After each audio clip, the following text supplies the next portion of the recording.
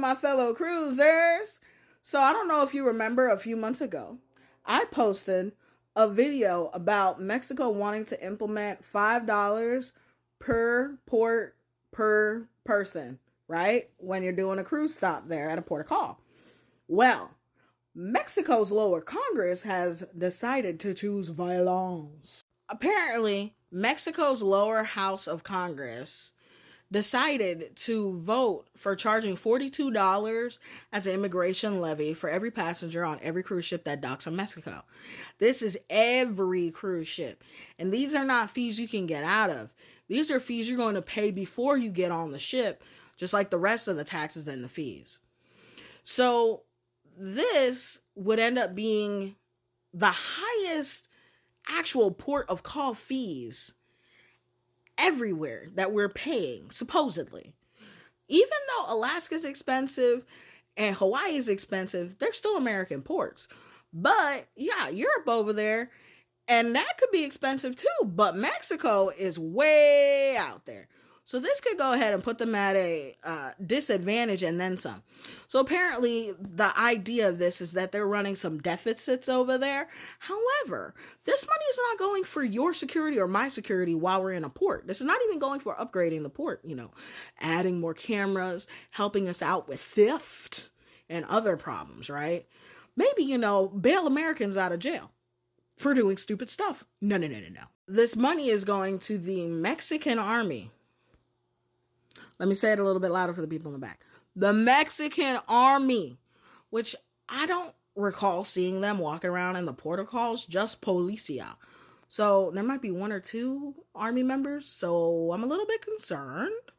But for those of you that feel that this will not affect you, let me go ahead and explain why it will affect you and how it will affect you. I have drawn a diagram for those that do not understand what this means for them. The east coast of Florida, the west coast of Florida, New Orleans, Louisiana, Mobile, Alabama, Houston, Texas, all of us go to the Gulf of Mexico. All of us tend to go down to Cozumel, Costa Maya, and Progreso at the Yucatan. So that means all of us will be affected. So technically, if you're going to go to a Caribbean cruise, you end up usually in Mexico.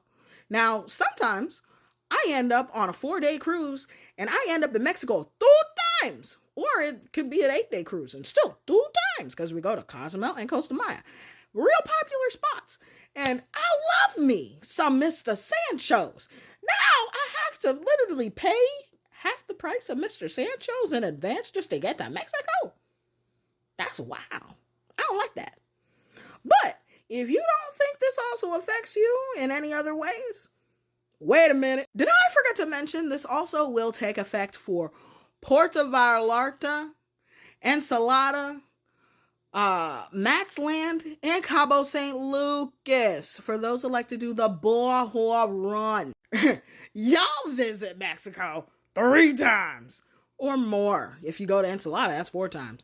But yes, so you would be paying just to visit it 3 times, $126. Or if you're visiting it 2 times, you're paying $84 per person. So the bigger the family, the more money you're about to be spending just to go to Mexico. That's the part that's crazy to me. So for those who like to go to Cozumel and Costa Maya that pick up the little blue pill, allergy medicines, other medications that they can get cheaper than the US, along with those that are buying, I heard, weight loss pills. I'm not into that. That's your decision, whatever. But the most essential one that a lot of people like to talk about is the white Hennessy. So those folks don't even go out of the port majority of the time. They just stay in the port. So even if you think that you won't even get hit because you're not going to get off the ship, no.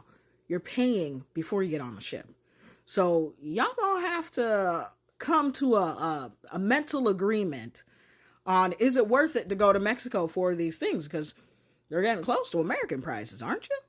But at the end of the day, you're really going to charge this much in addition for it to go to the Mexican army?